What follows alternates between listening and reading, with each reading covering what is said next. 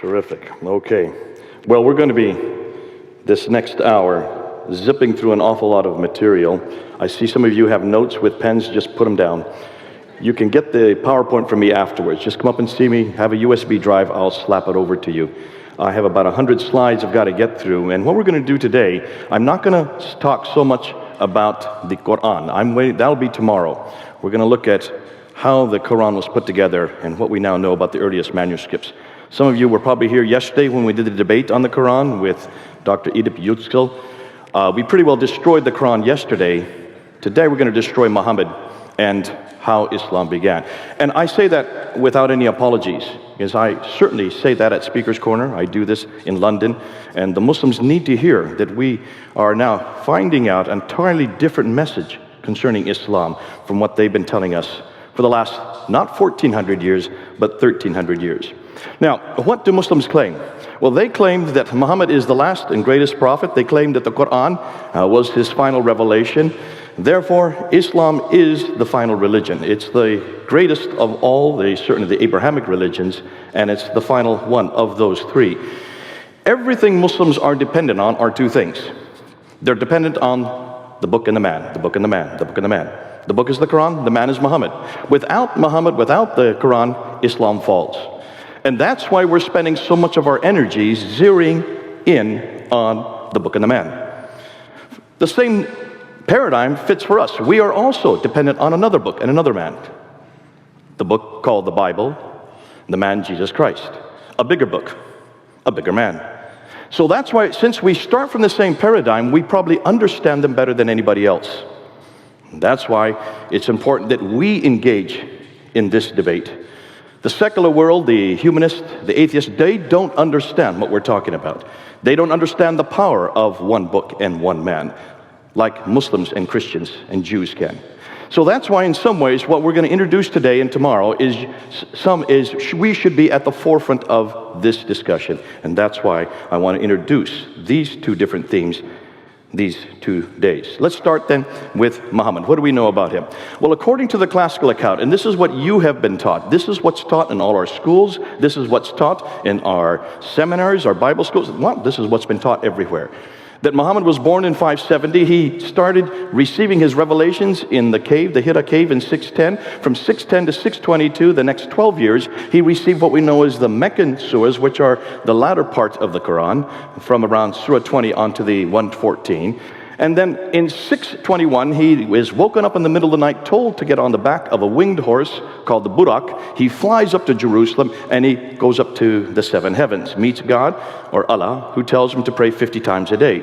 Comes down 2 heavens, meets Moses, who asks him how many times, and he says 50. He says, that's way too many. See if you can get it back down. So he jumps back up to the 7th heaven, and he bounces back and forth between the 7th and the 5th heaven, bringing the number of prayers from 50 to 45 to 40, right on down to 5. When he gets to 5 prayers, Moses says, that's fine, go on back down. And so he does, comes to Jerusalem and flies back down to to Mecca. Now, that's in 621. That's known as the Mi'raj. The Mi'raj. And of course, the next year, 622, he then moves from Mecca up to Medina with maybe 80 to 200 followers. It depends on which tradition you're going to follow. And then from 622 to 632, that last 10 years, he receives the Medinan revelations, and that's the much larger part of it's half the Quran. Nonetheless, it has the largest surahs. And then in 630, he goes down to Mecca, defeats it without firing a shot, and he dies in 632. 2 years, next 2 years, Abu Bakr takes over. He dies peacefully. Then he is followed by Umar till 644. He is killed. Uthman takes over from 644 to 656. He is killed, and then Ali takes over from 656 to 61, and he is killed. Now, that's known as the 4 rightly guided caliphs, from 632 to 661. That's known as the Rashidun period. That's the golden period of Islam. That's what ISIS and all the other groups want to take us back to, that golden period. Actually, it starts from 624 to 661, so roughly 40 years. That's the golden period. Now, have any of you heard any other story than what I've just said? No hands are raised. There's no reason to hear any other story. This is the only story we have ever heard for the last, you'd like to say 1,400 years. It's not 1,400 years. Everything I've just talked about is right there in that red area right there. So basically from 570 to 661. But where do we get this information from? Where does any of this come from? Were they written down by people who knew Muhammad, who were actually there, who were eyewitness to what he said and did? No, none at all. Everything we know, everything I've just been telling you, all the stories and all this skeletal reference to Muhammad's life was first written down by a man named Ibn Ishaq. Well, that's 765. That's the late 8th century. We don't have any of his material. We're therefore dependent on another man named Ibn Hisham. Ibn Hisham was writing this down around 833. So that's 200 years after Muhammad died. We have really nothing earlier than Ibn Hisham in written form today about what Muhammad did. That's the Siratul Rasulullah. That would be the biography of the Prophet Muhammad.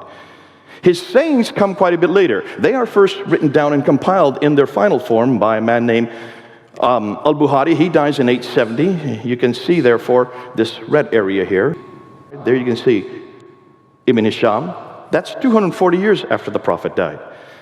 When you get to the Tafsir and the Tahriq, which would be the commentaries on the Quran, and the Tahriq would be the histories of mankind, when you get to that genre of material, they're first tabulated by a man named Al-Tabari, who died in 923. So everything we know that happens in this part of the world, of this time period, from the 7th century, is not written down till the 9th and 10th century. Does that bother any of you? It should bother all of you. We have to wait 200 to 300 years to hear about this man, that place, the book, and this religion. 200 years of what? Well, so-and-so got it from so-and-so, who got it from so-and-so, who got it from so-and-so. These are called isnad. Isnads are nothing more than a chain of names that are relating oral tradition. All based on oral tradition. 200 years of oral tradition. And for what reason?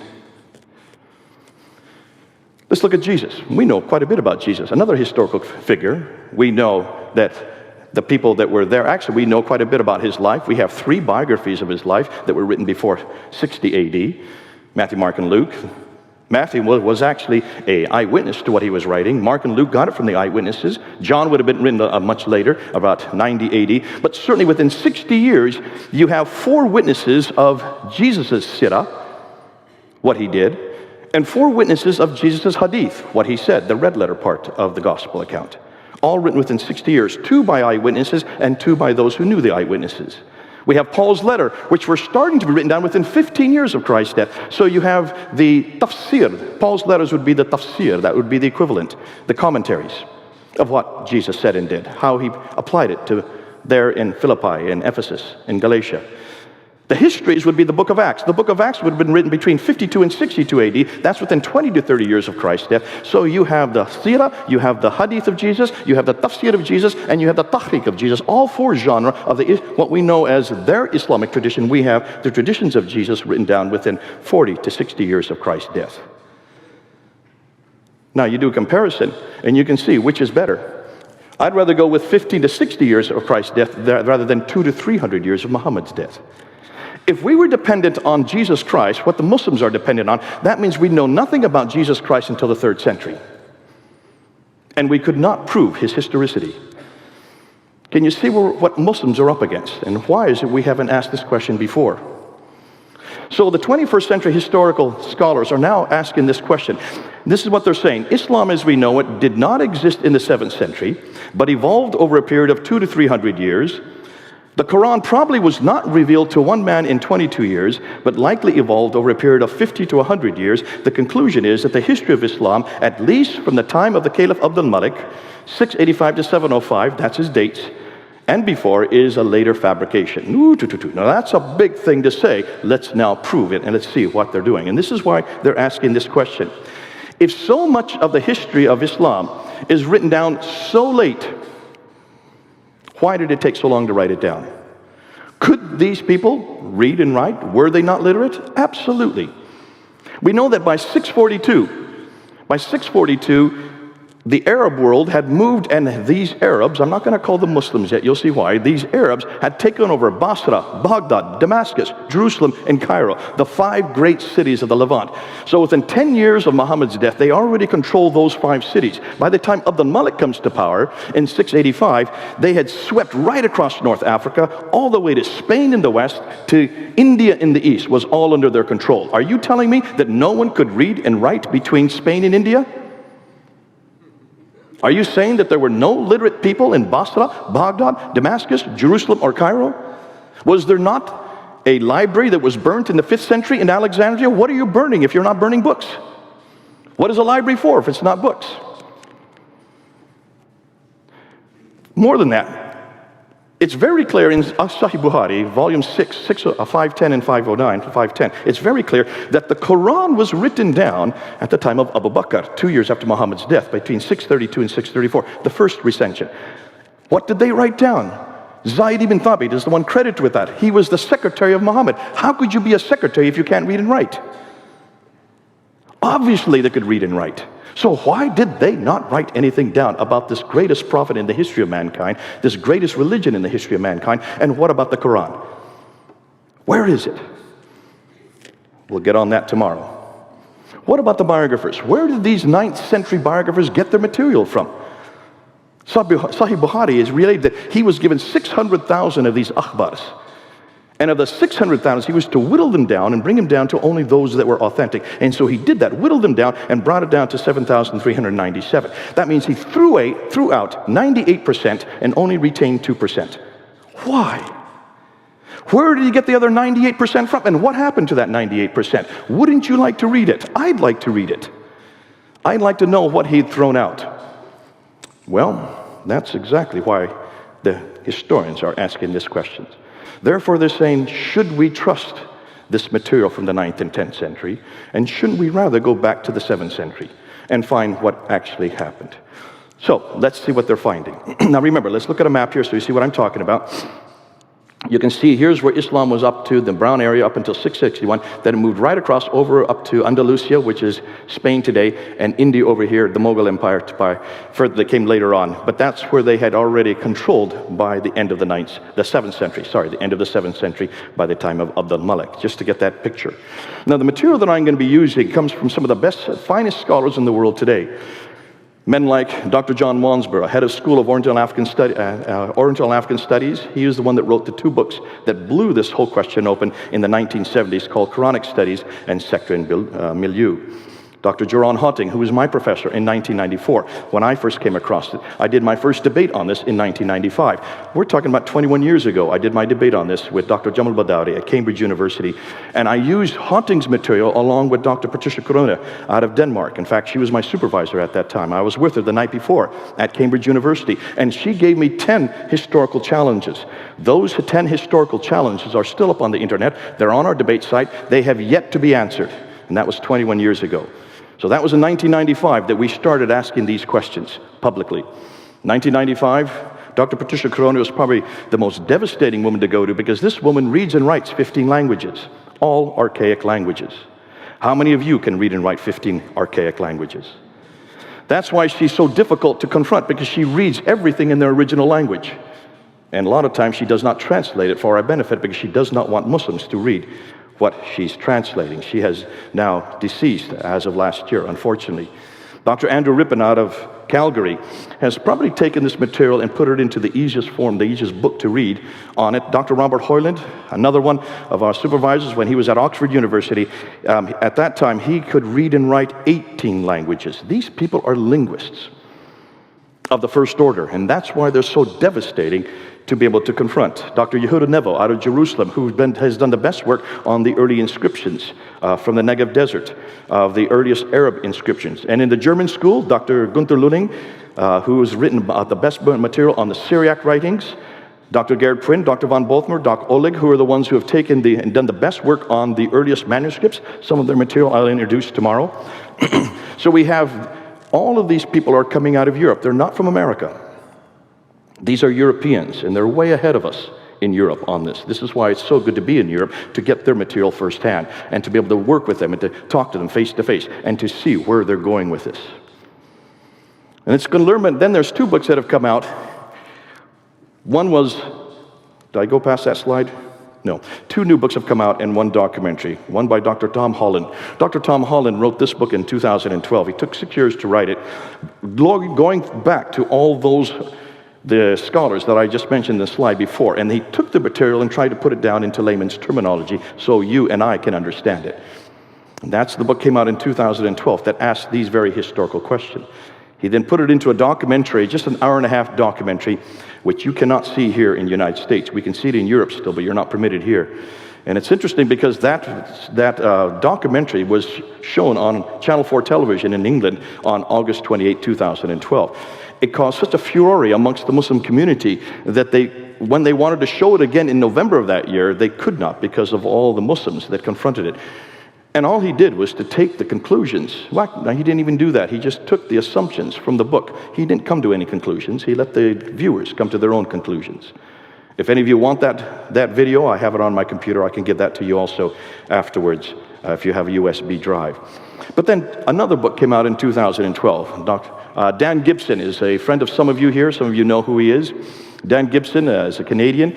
His father was an archaeologist. He's been an archaeologist. For 30 years, he's worked in the Muslim world. He lives there amongst them, learned the languages, and he was the one that has probably done the most devastating work of actually asking the pertinent questions concerning the geography of Islam and also the problem with Mecca and the Qibla. There has been a brand new documentary that's just come out called The Sacred City. I think there's a leaflet going around. If any of you do have a chance, get the documentary. It only costs $15. It just came out a month ago. And some of the material that I'm going to be introducing this afternoon comes from that documentary, put out and done by Dan Gibson. And it's this material that the Muslims are going to have to contend with. Because we introduced this back in 1994. I introduced it in 1995 in my debate. This is now 2016. And no Muslim has come to an answer on this material that we're going to introduce now, especially on Mecca. So, let's look, and I'm going to give you their conclusion before then I prove how they came to these conclusions. This is what they're finding. The first Arab inscription referencing Muhammad is not introduced till 691. Did you hear that? We know nothing about this man, Muhammad, from within Arab sources. Externally, we know about him. We have the Doctrina ai Jacobi in the British Library, 634. We also have the writings of Sabaeus in 660. But we don't have any Arab reference to his name until 691. That's curious. That means for 60 years, the Arabs didn't know this man. The first reference to the name Muslim is not introduced until the 690s. So what did these Arabs call themselves?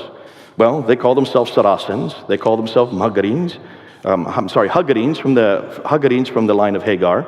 They call themselves Ishmaelites from the line of Ishmael. They call themselves Maghrites from the area of the Maghreb. They call themselves Mahajurun, which would people of the Hijr, people of the Exodus. These are the nomadic people. So they did give their names, but they didn't use the word Muslim. Isn't that curious? The first reference to the religion called Islam is not till 691, and that's on the Dome of the Rock. The first reference to Mecca, here's the worst part.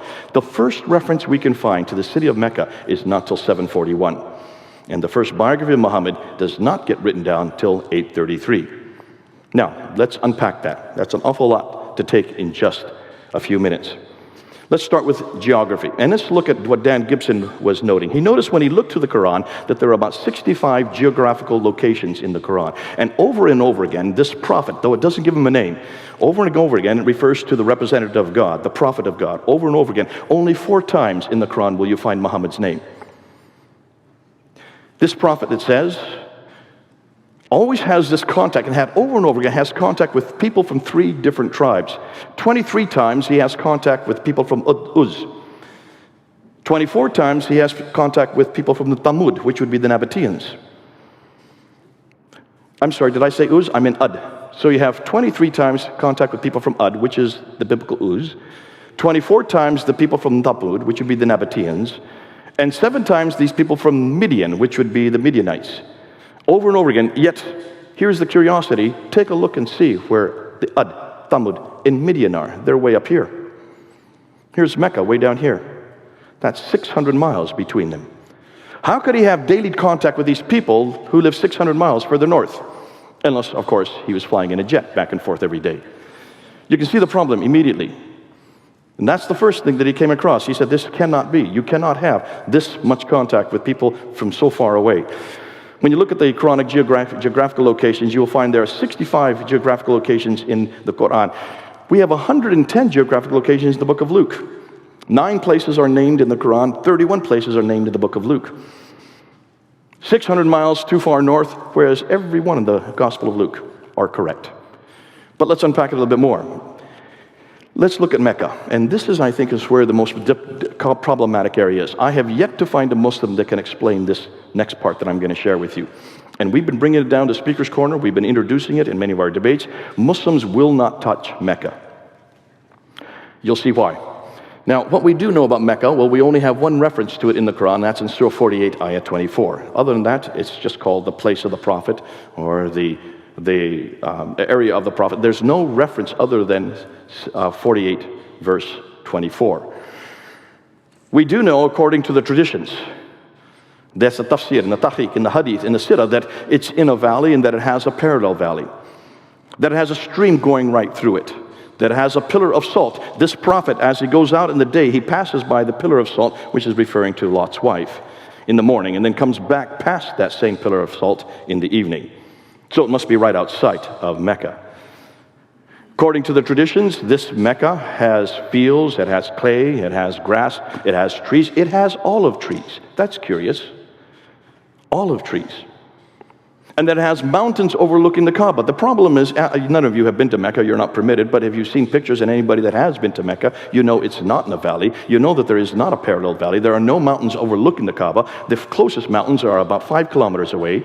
There is no clay, grass, or loam. There has never been any clay, grass, or loam. And there certainly are no olive trees in Mecca, because there are no olive trees in all of Arabia. The only olive trees that grow up in the Mediterranean world, which is 600 miles further north. There you go again, 600 miles further north. It has no stream going through it. It has no water. It only has one well called the Zamzam well, and that's one of the reasons why Patricia Corona picked up and went on from there. But let's just deal with that later. We'll come back to that.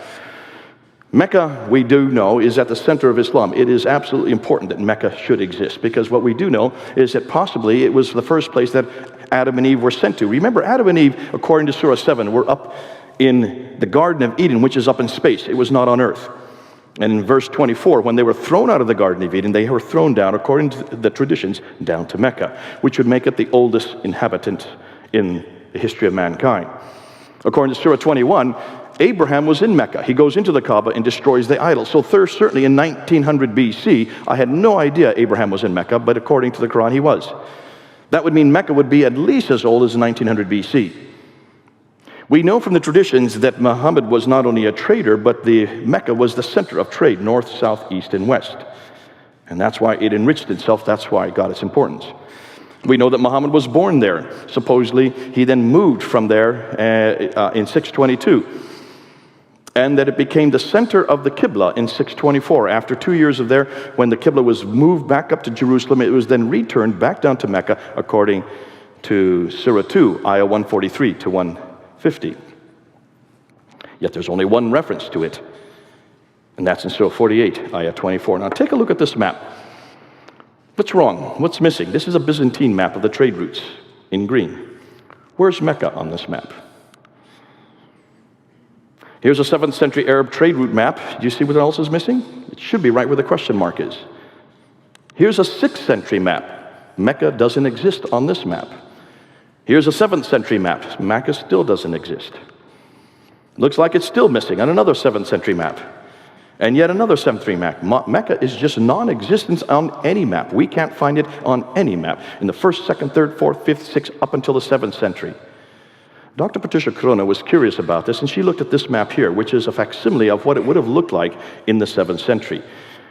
And she noticed the trade route. Now, since you're over here, I'm going to be pointing over here, but if you want to come over here and see, this is the Arabian Sea, and here's where all the spices were coming from the western coast of India, and also over here in China. And they used to come across the Arabian Sea up into the Persian Gulf to get over to the Mediterranean world.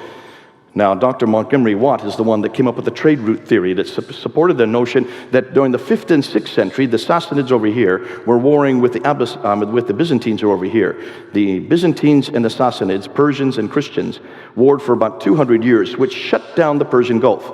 So the trade had to be redirected down to here, across the Arabian Sea, over to Aden. And then when they went up 1,250 miles, right up the west coast of Arabia, up starting in Aden in the south, going to Najran, Sana, up to Taif, up down to Mecca, up to Yathrib, to Khaybar, Tabuk, Khaybar, and then up to Gaza in the north. That's the trade route theory. Have you all heard about this theory? It certainly helps out the Meccans enormously, because that supports the notion, therefore, that Mecca would have been on the trade route and would control the trade all the way from the south up into the north, from Aden up to Gaza. No one's really disputed that until Patricia Corona looked a little more carefully at the map. I don't know if you can tell, but if you look at the map carefully, you will notice when it comes up here to Taif, it then goes down, comes down, and has to then go back up to get to Yathrib. I'm shaking so much because it's so far away. Look at my PowerPoint when you get it, and you'll see it. It comes down from Taif, 1,000 meters down to get down to Mecca, then it has to go up 1,000 meters to get back up to Yathrib again. Why would there be any caravans? Why would they want to come off the plateau 1,000 feet, then go back up to get up to Yathrib when there's no water there to begin with? And it's not on any map. So where were they going? And where did this map come from? This map was not from the 7th century. This is from the 9th century and the 10th century, redacting it back to what they thought happened in the 7th century. So she decided to find out, well, let's look and see if there was any trade through Mecca. Now, remember, this woman reads and writes 15 languages. So she went back and she went through all the trading documents, starting with the 2nd, 3rd, 4th, 5th, 6th, 7th. God bless her. She didn't bother to translate any of them for us. But what she did find is that there was no reference anywhere to a place called Mecca in any of the trading documents. In fact, the Arabs were not in charge of the trade. What she found was that the Africans here, the Andalusians, Andalus right there, was in all of the trading documents. And the reason is very clear. My 10-year-old son saw the reason. Let's see if you can find the reason. Anybody see what's wrong with the trade route theory? Take a hard look at the map and see what's wrong. Anybody want to venture a guess? Go ahead. It's easier to go up water than across. Good man, give him an A. Exactly. Why would you start on boats over here, come across the Arabian Sea, take off all your goods here and go 1,250 miles by land when you have a waterway going right up the side, the Red Sea? Why didn't they keep them on board boats? Well, this is exactly what she found. All the trade was maritime. It's much cheaper to send goods by water than it is by land. If you take a ton of goods, she found, and send it just 50 miles by land, it's the same cost as 1,250 miles by sea. That's why even today, all of our goods, our cars, and all of our large vehicles, and anything that's sent from one country to another, it's sent by ship, because it's so much cheaper than sending anything by land. Why hadn't no one noticed this before? So she noticed it, and so she wrote a whole book about it, Meccan Trade and the Rise of Islam, published in 1987. She was given a death threat because of that book. And so she had to move from Oxford to Cambridge University. And that's when I met her, when she was at Cambridge. And then she noticed that she couldn't find any reference to Mecca. So she scoured all the trading documents. She went and she found documents from way up here in Ctesiphon, which is now Baghdad. They had come down over here to Yathrib, and they found silver outside of Yathrib, which is now today called Medina. The archaic name was Yathrib. And she looked at their documents, and they're just northeast of Mecca, but there's no reference to Mecca in any of their documents. They didn't know about this place. That's rather curious. If it's the center of the world, if it's the oldest city in history, if it's where Abraham lived, it's where Muhammad was living, it's where Islam began, no one heard about this city. The first reference she could find for Mecca was not to the Apocalypse of Pseudo-Methodius, Continuata Byzantia Arabica, written in 741. Muhammad died in 632. Can you see the problem? The first time it's recorded on any map is not till 900 AD. That's the 10th century. We don't see anything recorded on any map of this place called Mecca. Well, take a look at modern Mecca today. There's the 4th highest building in the world that they have now built in Mecca, the largest clock tower modeled on Big Ben itself over down here, and they are now building all around it This looks down right onto the Kaaba, and all around it now, they are building what they want to do for the future. And one of those is going to be chosen as the future of Mecca. They are cementing the entire city up. Today, they're expanding, and you can see there's the clock tower. It's 45 feet across, that clock tower. It's going to be, they want to make it Meccan Mean Time. They want to take Greenwich Mean Time and change it to Meccan Mean Time, so all our clocks are going to be designated to that clock. But all around the Kaaba there are now all these cranes. You see that? They're all digging it all up. That's Muhammad's house right there. There's Khadija's house. They're cementing it all over. But here's the curious thing. Whenever you go back to an archaeological site, it doesn't matter where it is in the world, whether it's in Jerusalem or Damascus or Mecca, you always have archaeologists go with you so that if there's any ruins there, if there are any artifacts there, they take them, they preserve them, and put them into museums so that we can look at them, right? That is by law, done all over the world. In this case, that has been done as well. But guess what? They haven't found a thing to preserve. They've not found one thing to preserve, yet they're digging down hundreds of feet. They can't find anything there. Can you now see why they're cementing it up? No wonder they're cementing it up. I would too if I were in their place. It looks like Mecca has no history. And yet it should have the oldest history of all cities in mankind. Nothing has been found. If you don't have Mecca, the third problem is, what are you going to do with the Qibla? The Qibla is the direction of prayer. Every Muslim has to pray towards the Kaaba. And they have all kinds of machinations to help you to know where to pray. That's my hotel room. There's a little arrow that was on my hotel room in Kuala Lumpur, so I knew exactly where Mecca was. In every mosque, they have a mihrab where you can know exactly where the direction of Mecca is. And as you come down here, you can even get it on your apps, on your smartphones. According to Surah 2, Ayah 143 to 150, the direction of the Qibla was then redirected back to Mecca in 624. So we're talking about 624, which means every mosque should be facing Mecca after 624, which means every mosque. There are no mosques prior to 624, right? In fact, in the last century, another 1905, two researchers, Dr. Creswell and Dr. Fehérváry, when they were digging around old mosques in what is today Iraq and also in Egypt, they came across the Wasit Mosque and the Kufa Mosque in Iraq and the Fustat Mosque in Egypt. And as they dug down to the original floor plans, they noticed that the Qibla for all three of these mosques were wrong. The two mosques in Iraq, the Wasit and the Kufa Mosque, were facing straight west. The one in Fustat was facing straight east. They should have been facing down here. This is the 1905 they noticed this. And they just said, this is a curiosity. They suggested that maybe these mosques were facing Jerusalem. They were off by 3 to 5 degrees. But that's understandable. They weren't really interested in that. They just wanted to look and see what they could find.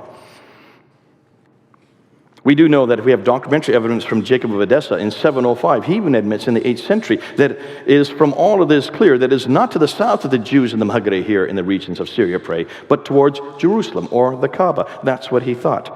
He was wrong. Dan Gibson has the one that has gone and run with this question, and he has come up with this new documentary, which you can get. Go and get it. Only costs $15. Called The Sacred City. You can get it online. Just pull it down onto your computer. And what I'm going to do now is introduce what he has now found, because he wanted to take this question a step further. He wanted to find out where these mosques were praying. So he looked at numerous mosques from around the world, starting with the Mosque of the Two Qiblas. You can see there's a picture of it in Medina. There's one Qibla going that direction, and this direction, and one Qibla going, if you look off to here, that's the older one going off that direction. The Mosque of the Two Qiblas supposedly was facing Mecca, but it was returned, it moved to Mecca later. What was the earlier Qibla? When they uncovered it, they were refurbishing the mosque in 1987, and as they dug down, they came across the original Qibla. And look what they found. The original Qibla was not facing Mecca, it was facing the opposite direction towards Petra in Jordan. The great mosque in Guangzhou in China, built in 630, which is Guangzhou, I've been told. Sorry, I got it wrong. Did I still say it correct? Anybody correct me? I got hammered by a Chinese the other day for saying it wrong. Guangzhou, Zhao. It's now Canton today.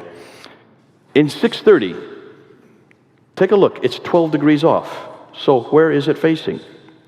Not Jerusalem, not Mecca, but Petra. Look at the date, 630. The Fustat Mosque outside of Egypt, the one we've been referring to, built in 641. The description of the original floor plan showed a Qibla to the east and then later turned towards the south. Dan Gibson found that that Qibla towards the east was Petra. Therefore, in 700 AD, it was still facing Petra. The great Mosque of Baalbek in Lebanon, the Qibla in 701. Look at the date, 701. Muhammad died in 632. The Qibla was canonized in 624. Are you following me what I'm saying here? We're talking about 85 years later, it was facing Petra, not Mecca. Baalbek in Lebanon, the Qibla runs right through Petra. When we go to Jordan, the Amman Citadel in Jordan. Now this is interesting. Take a look at this one, because if you look carefully, you'll see two mosques. You'll see a bottom one here, that's built in 701. Then you'll see another mosque built up here later, built in 740. You notice there are two different Qiblas? That one there, the 701 mosque, is facing Petra. The one behind it and up above it, built in 740, is facing Mecca. Something happens between 701 and 740. Let's go and find out. The great Mosque of Sana'a in the capital city of Yemen in 705, the Qibla, again, is facing Petra. We go to 706, the Kirbat al-Minya in Israel, built by Al-Walid, who is a son of Abdul Malik, on the shores of Galilee. Its Qibla is not towards Mecca, nor towards Jerusalem, but towards Petra. The Wasat Mosque that we talked about earlier from Iraq, built in 706. Archaeologists Krezel and Faravardi thought it pointed towards Jerusalem, but it doesn't. We now know that that mosque, the Qibla, is facing Petra. They were off by 3 degrees.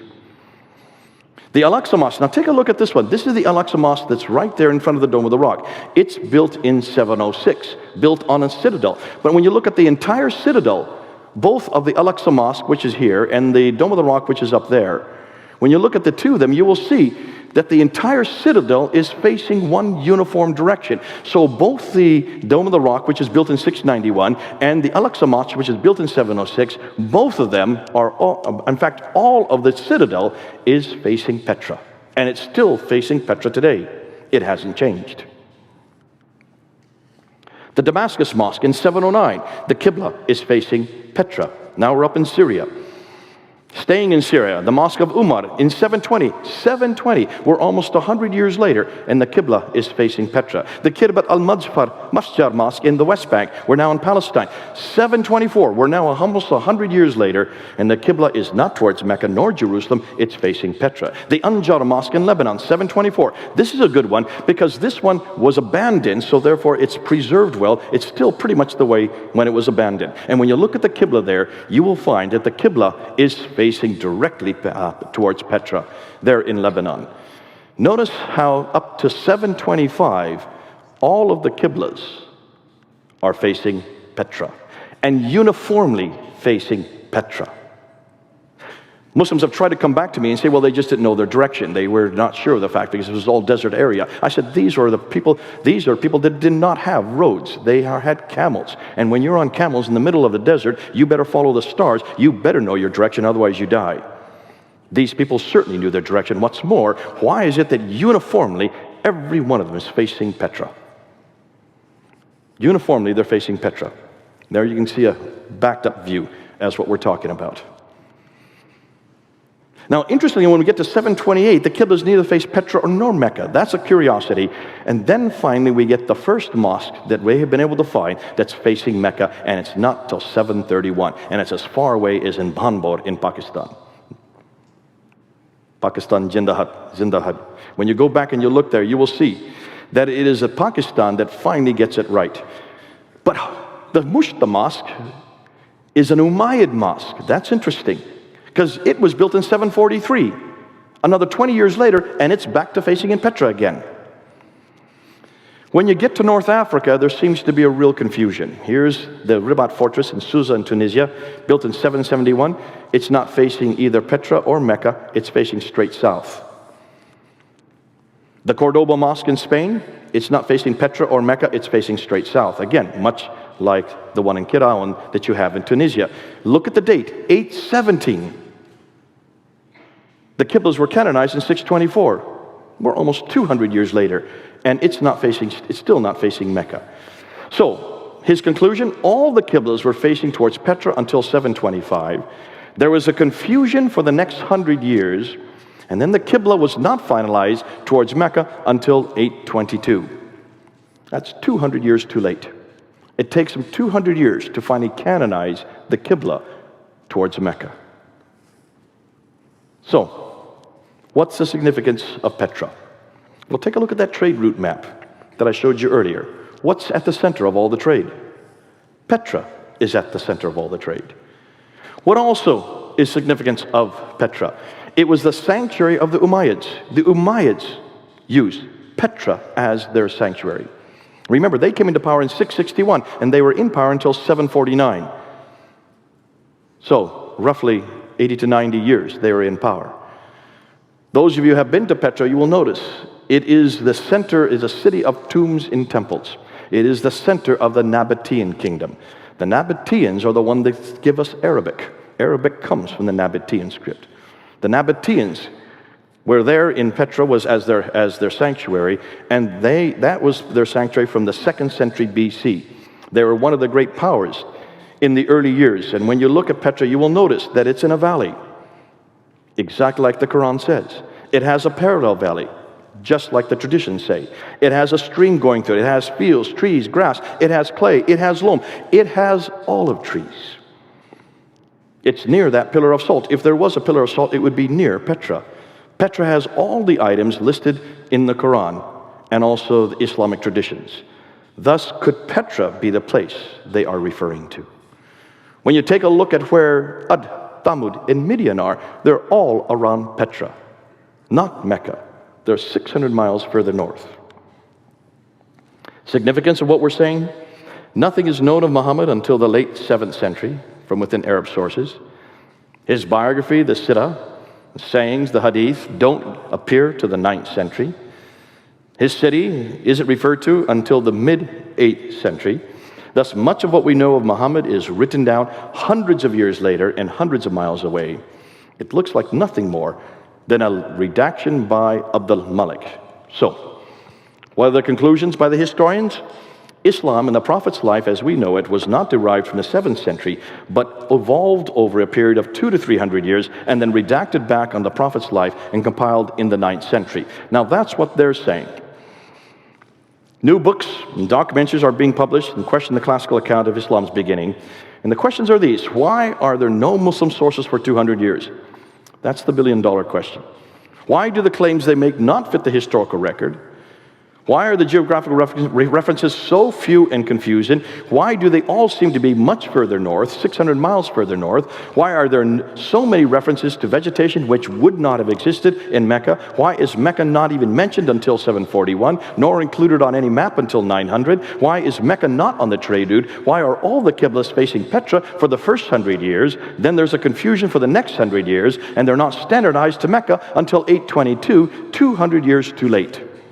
Therefore, much of what we know about early Islam is now in doubt. So, what really happened? Now, this is the scenario that we're looking at right now. This may change in 10 years. It may change even in 1 year. Because so much new material is being found that we're always having to upgrade it. This is what we think so far. To make sense of all what's going on, we need to begin with Abdullah ibn Zubayr. Abdullah ibn Zubayr was the one that rebelled against the Umayyads. He didn't see them as legitimate rulers. He was the governor of Petra himself. When he rebelled in 683, during the beginning of the Marwanid period of what we know as the Umayyad Caliphate. You have the Sufyanis from 661 up until 680, then Marwan I takes over power, and then 683, Zubair rebels against him. He's there in Petra, and this is the beginning of what we know as the Second Civil War. Now what's curious and what's interesting is the Umayyads are not down in Medina, they're not down in Mecca, they're not in Jerusalem, they're not in Petra, they're way up in Damascus. What are they doing way up in Damascus? Why has no one questioned this? That's even another 450, 500 miles even further north. So if this is the center of Islam, why is it so far away? In fact, you're talking about almost 1,000 miles away from Mecca.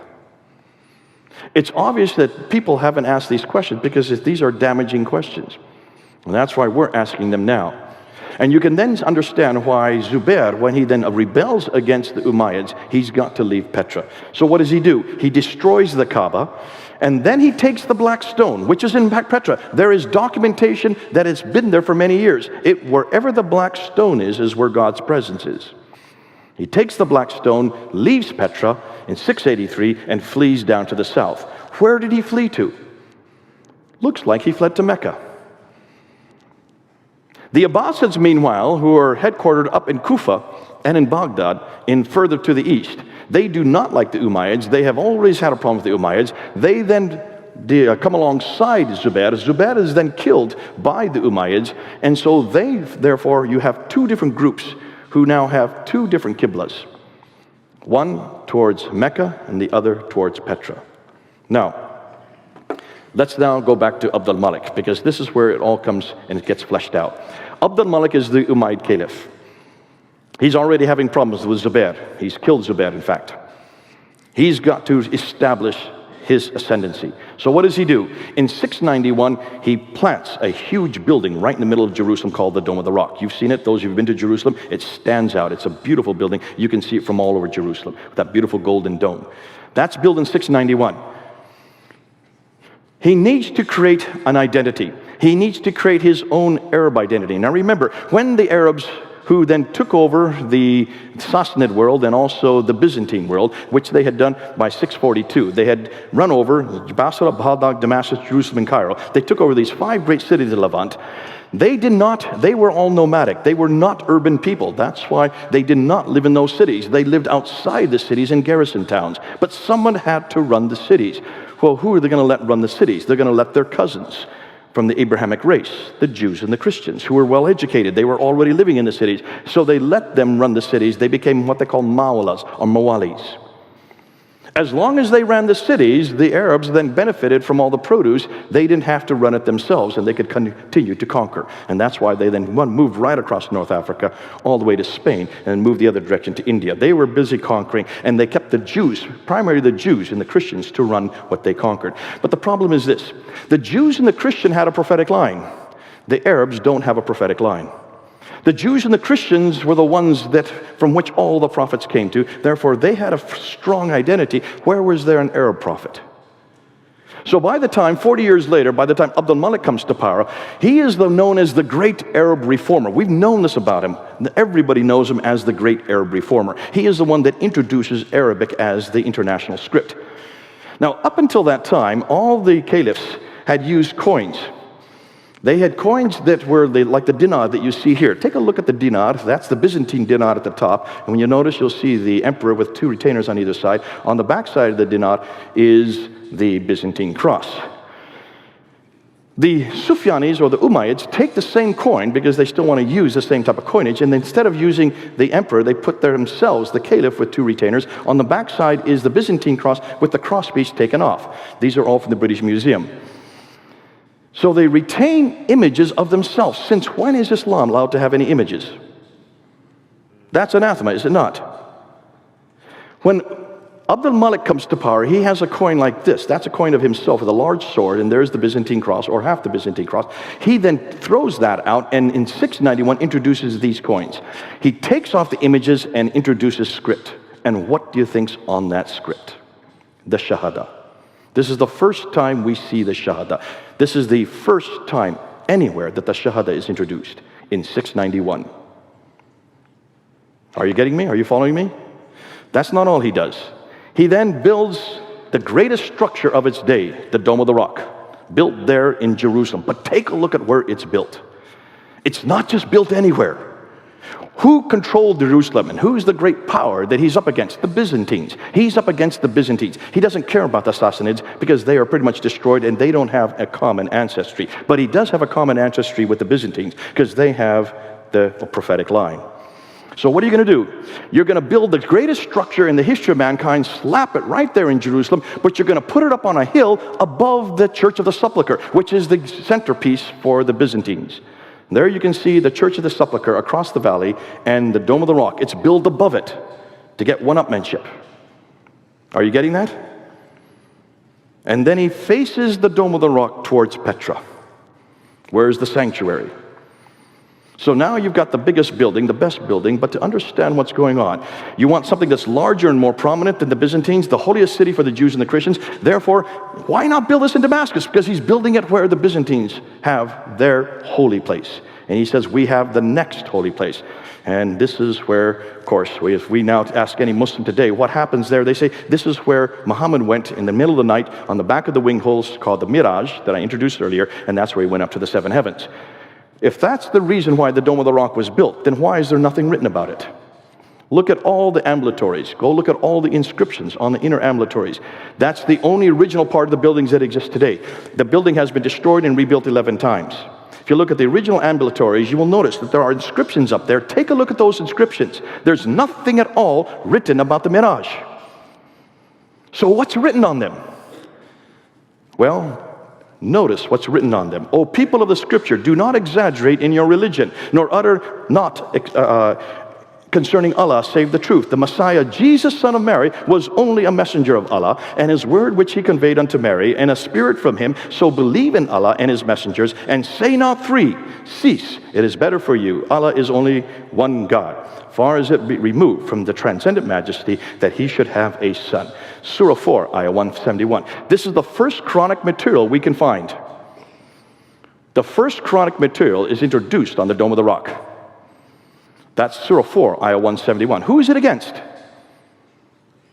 Jesus, the Trinity, his sonship. It's against us.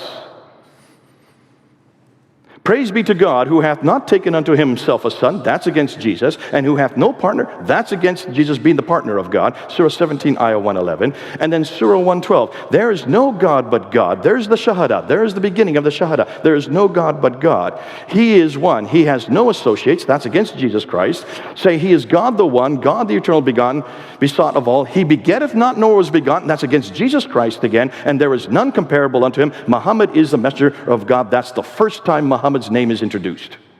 That's the first place we find Muhammad's name. And it's introduced on the Dome of the Rock. And it's introduced on the coins the same year. Are you following what's going on? So they attack Jesus, and they introduce Muhammad. He then replaces Jesus on the Dome of the Rock. Now, at the same time, we have the protocols, the Caliphal protocols. This is done by Yehuda Nevo. Yehuda Nevo noticed that all the protocols from the Sufyani period of the Umayyad Caliphate, from 661 all the way up until 680, up until 685, there is no Bismillah, there is no reference in any of these protocols. These are the official documents of the caliphs themselves. When you look at these official documents, there's no reference to Muhammad, there's no reference to Mecca, there's no reference to the Quran, and there's no reference to people called Muslims, and there's no reference to a religion called Islam. Those are the 5 things that these caliphal protocols should be replete with. They don't exist on any of the protocols until 691. In 691, Dr. Neville says, overnight, they are introduced into the protocols. It's done overnight, and Muhammad's name is introduced at that time. The Shahada is introduced at that time. So here you have it being introduced on a building, on coins, and on the caliphal protocols, all in 691. He replaces all the images and replaces it with Arabic script. So once he introduces Muhammad, he then needs a revelation, because every prophet has to have a revelation. That's why now, and we're going to do work on this more tomorrow, so I'm not going to unpack it much today. When you look at the earliest manuscripts, they only begin to get introduced at this period. The earliest material that we have on the palimpsest that I'll introduce tomorrow are from the time of Abdul Malik. But then they get changed by the time his son comes around in 705. The earliest Quranic manuscripts begin to appear during the reign of his son Al-Walid from 690s to 750s. None of these manuscripts that we're going to see tomorrow are complete, nor do they even parallel each other, nor do they parallel the Quran that we have today. They continue to be changed and corrected for 200 years. Therefore, the sanctuary in Petra is destroyed by an earthquake in 713. Once the earthquake comes and destroys Petra, that means God's presence is no longer there. So the Umayyads have no other choice but then to move the sanctuary down to Mecca. That's why then from that time on, they decide, and this is where the rivalry goes on. When are they going to actually move it up to Mecca, went down to Mecca, and that's where the rivalry begins. And that's why the Abbasids start coming to the fore. And it's the Abbasids then that start changing the Qiblas starting in 731. So, here you go. Now that the Muslims have a prophet, who now has a revelation, who now has a sanctuary, Mecca, they need a history. So what do? Can you now understand why the Siddha takes so long to get written? Why it only is introduced, not in 765 by 765 by by Ishaq. Interestingly, we don't have Ibn Ishaq's material. It's all been destroyed. Which stands to reason, looks like they destroyed everything that did not agree with the canonized text. And that's why finally Ibn Hisham writes it down. But Ibn Hisham makes it very clear that he threw out anything that he disagreed with at Ibn Ishaq. And he finally finalizes it in 833. So it takes him to 833 to finally write down the story of this prophet that was introduced in 691. It takes them another 40 years to then introduce his sayings. Can you then understand why he was given 600,000 and he whittles them down only to 7,397? He throws out 98%. Can you understand why he had to do that? Because that's where the censoring comes in. And that's why it makes sense now that this does not happen over a 22-year period like Muslims would like to tell us. What's happened to my PowerPoint here? So they now have a history. The Siddha is introduced in 833. The Hadith is introduced in 870. And the Tafsir, then the commentaries on how to understand the Quran, is introduced in 923, the 10th century. By the 9th century, they now have a book, the man, the place, and the story. And a new religion is formed and growing, yet not within a mere 22 years, but evolving over 200 to 300 years. How am I doing on time? I'm just concluding here. New books are being published which question the classical account of Islam's beginning. Questions we're asking is, why are the no Muslim sources for 200 years? Why do the claims they make not fit the historical record? Why are the geographical references so few and confusing? Why do they all seem to be much further north? Why are there so many references to vegetation which wouldn't exist in Mecca? Why is Mecca not mentioned until 741 and not included any map until 900? Why is Mecca not even on the international trade route? Why do all the Qiblas face Petra for the first 100 years, then are confused for the next 100, and aren't standardized to Mecca until 822, that's 200 years too late? Why is Abdul Malik's role what is Abdul Malik's role in all of this? Does a nascent Islam really begin with him? Since much of what we know about early Islam is in doubt, since much of the Quran is also in doubt, since nothing is known of Muhammad until the 7th century, or Mecca until the 8th century, or his story until the 9th century, hundreds of years and hundreds of miles away, can we conclude that Islam is nothing more than a later redaction, possibly, I would say, begun by Abdul Malik, but I want to change that. I would also say that there is a political competition going on between the Umayyads and the Abbasids. And that's why Petra was finally discarded and Mecca was then included. But by that time, the Quran had already been written. That's why they couldn't excise all these geographical locations. That's why they couldn't take out all these references to Ad, Thamud, and Midian. They weren't able to do that. Can you see why? They should have done that in the 7th century before they even started writing the Quran. Too late. We've caught them hanging. And that's why it's so difficult to support Mecca. Can you now understand? They have the wrong man at the wrong place doing the wrong thing at the wrong time. Now what about Jesus? We know where Jesus was born in Bethlehem. We know where Jesus grew up in Nazareth. We know where Jesus died and went in Jerusalem. We know what Jesus did for the last 3 years. We know that from the eyewitness accounts, according to Matthew and John. We know from hostile accounts, Thallus, Tacitus, Josephus. We know when they were written down between 50 to 60 years. Few people doubt his historicity. Thus, we have the right man at the right place doing the right thing at the right time. Ooh, I love Jesus. And can you see why I love the Bible? Can you imagine if we had the problems that Islam has? How would we even debate what he did and what he said? With this kind of material now coming to the fore, and this has just been out just 1 month. Can you see, from here on out, we're just going to be asking these same questions. And that's why I love history, because the more they scratch, the more they find. The more they find, the more we shine. The more we shine, the more they whine. Oh, how sublime. Thank God we don't have this problem. See, everything that I've said today, all this material that we're now using against Mecca and against the Qibla and looking at all the problems between the Umayyads and the Abbasids, have you noticed this has all been foisted against Christianity? We've had it since the 1800s, and we had the documentary hypothesis. We had enormous amount of criticisms, of redacted criticism, source criticism. We've had all kinds of criticism against the Trinity and the person of Jesus Christ. We've had it for about 150 years, and we've answered every one of them. One of the best men I know, Sam Shamoun, can answer everything about Jesus Christ. But then we have not taken these questions to Islam. We are just now starting to focus these kind of questions. Redacted criticism. What have I done today? I've just been doing source criticism, redacted criticism. I've been doing historical criticism, a little bit of literary criticism. It's not very difficult to do what we're doing here. Every one of you can do this. We're now doing it in London. This is all going up on YouTube. It's starting to really hurt the Muslims. They don't have an answer for it.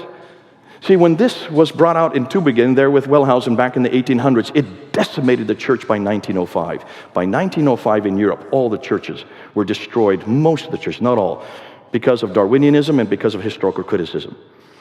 Now, we've learned to find all these material. That's why we have a great museum tour called the British Museum Tour in the British Library. If you come to London, we're going to take you on it. In 3 hours, we will show you artifact after artifact stolen by the British, put into that building so we could look at it, that shows you exactly how 1st and 2nd Kings, 1st and 2nd Chronicles, 1st and 2nd Samuel can be historically proven. We have names, dates, places, and people all right there in front of you to show and support the book of Genesis, the book of Jeremiah, the book of Isaiah. It's so good to be able to say that, because we've done our homework.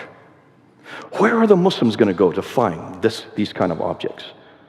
Where are the artifacts to support Mecca, when they can't even find any ruins below those skyscrapers?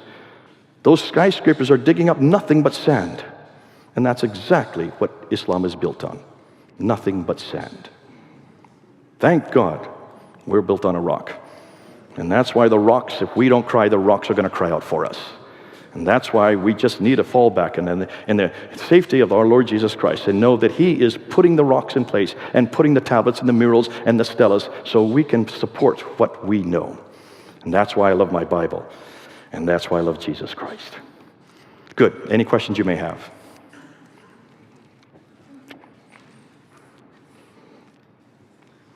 Yeah. Is this being recorded, by the way? Is this being recorded? It's being filmed? Do you want me? Okay, he'll use a microphone. Thank you for the information. It was great, and appreciate you sharing that with us, and look forward to being able to use that. I did one question, though, was you mentioned the mosques that were built in 632 and various stages. What's the history behind those? What were they being built for? If Muhammad and the Quran hadn't come into place yet, the history behind all that, why were these mosques popping up? Okay, good question. The question is, what are you going to do with Guangzhou, a mosque in 630? What are you going to do with the Medina, the two Qibla mosque, which is 624? What are you going to do with these mosques so early? Is what you're getting at. Remember, what was Petra before the Muslims took over it? It was the Nabatean sanctuary. So these would all be Nabatean temples that had been taken over by the Muslims, who then made them into their own mosques. A mosque means a place where you bow down. That's what a mosque is. It's a masjid. It's a place to bow down. And therefore, it was created by these early ones. The ones before the Muslims took them over would have been temples to the Nabatean gods. And what's interesting, take a look at the Nabatean gods. Who is the primary Nabatean god? His name is Allah. That's a Nabatean god. Isn't that interesting? Allah has a wife, Allat, which is the feminine form of Allah. The other name for Allat is Aluza. Have you heard that name? Allat, Aluza, and Al-Manat. Take a look at the Quran, Surah 53, Ayah 19 and 20. These are the satanic verses. These are the three goddesses that are mentioned in the Quran itself. These are Nabatean goddesses. Now, I read in my Quran, in Surah 6, Ayah 101, that God cannot have a consort. Then what's He doing with Allat, His consort? Ooh, I love this. Makes my job a lot easier. Which means this Allah, this supposed Nabatean God from which all these people are praying to, is a borrowed God, but they've got the wrong God. They should have never used Allah. Because Allah is not only a pagan God, He is a polytheistic God. He has a wife named Allat and Al-Uzza, which proves to me He cannot be the God we're looking for. Therefore, what and who is Muhammad? And what you notice today, we're not only confronting the God of Islam, Allah, we're also confronting the man of the Islam, Muhammad.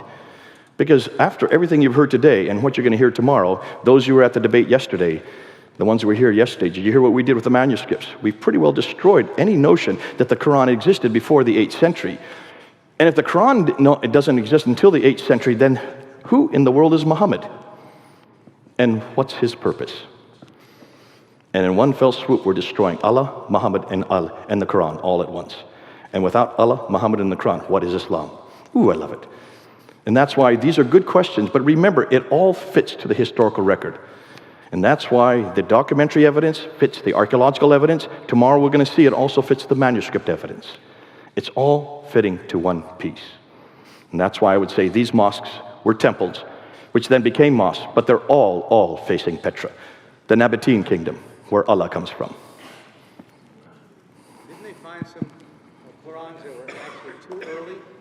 Okay, the question is, did they find some Qurans that were actually too early? And this is called and we can talk more about it tomorrow, but this is what the folios, the Birmingham folios. The date on those folios, there's just 2 pages. They actually come from the Petropolitanus manuscript, which is in Paris, in the Bibliothèque Nationale in Paris. Those 2 folios were dated from 568 to 645. So it's a 77-year period because it's carbon dating, which is very inexact. If it's 568 to 645, you've got a real problem. Because when this was ballyhooed last July all over the internet, they didn't stop to think what they were saying. And many Muslims did not say anything. Did you notice? A lot of Muslims were quiet. Because how can you have 2 folios of a manuscript from Surah 18, 19, and 20 that are from 2 years before Muhammad was even born, and then existed 7 years before the Quran was even written? Ooh, You've got a problem. But that's not the only carbon datings that they've done. They're now dating also the Sana manuscript. And the dates they're getting that are 443 to 543. That's the 5th and 6th century. That's long before Muhammad was born, long before Islam began, and certainly long before the Quran was written. Ooh, I love this. So it looks like these are pre-Islamic, pre-Quranic texts. They are Quranic in that they are very similar to what we have in the Quran. But look at the stories that they include. Surah 18, 19, and 20 include the story of Dhul Qarnayn, who is Alexander the Great. They include also the 7 sleepers, and they also include the story of Moses, which does come from the Bible, but not the same stories we have in the Bible. These are apocryphal writings. These are sectarian writings. These we know well of because the Quran is full of them. And it's these writings that you find in these folios. Now, let me just say, however, be careful of carbon dating. I have a feeling that most of these dates are wrong because they're all over the place. The fact that they're so early and that they are not consistent. I would suggest that as more time is being put into them, they're probably going to find that these carbon datings are not correct. And therefore, I would go with the paleographical and the codicological discoveries. Those are much more exact. We'll talk more about those tomorrow because the paleographical studies that are being done on the Quran are much more exact. And that's why we're going to go with those dates.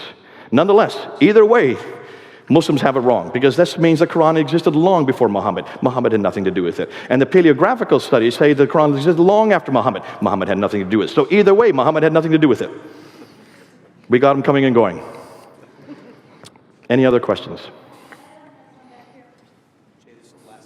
Last question? Yeah, we do need to get to the next person. Those who have questions, just see me. If you want this PowerPoint, come get it from me and talk to me later and we'll give it to you.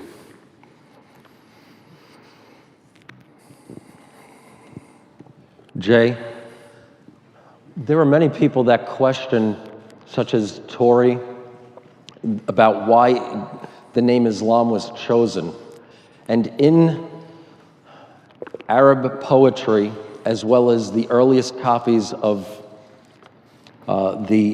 translations of the gospel, the word Islam and the verb are used to mean to betray, to deliver over, to hand over.